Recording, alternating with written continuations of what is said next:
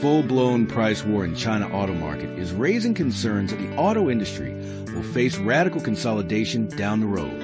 According to the latest data, there are 169 automakers operating in China, and more than half have less than 0.1% market share. The crowded field is reminiscent of U.S. auto sector in the early 20th century, with more than 100 automakers competing with bigger auto players, such as Ford, before the industry consolidated. Chinese electric vehicle giant BYD offered fresh discounts across more than a dozen models.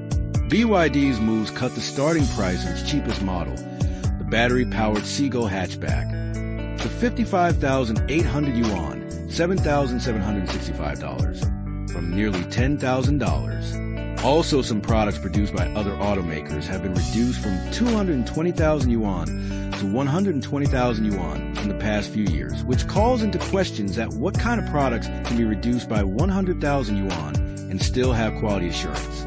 The competition in auto industry was getting too heated, even with some companies selling their cars below cost, disrupting fair competition. The most concerning point is the sales of used cars that are essentially new cars with 0 miles. The tactic is seen as a way for automakers and dealers to hit aggressive sales targets.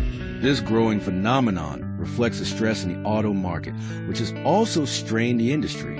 The Hong Kong-listed shares of BYD Co. Ltd. closed 8.6% lower on Monday, while Geely Auto fell 9.5%. Others, such as Neo9866.HK and Leapmotor 9863.HK, closed between 3% and 8.5% lower. An intensifying price war in China auto market has lasted roughly 3 years, which has stoked fears of long-anticipated shakeout in auto industry. The prolonged price war was harming the automotive supply chain. Some suppliers are at risk of going under pressure from car companies to lower their prices.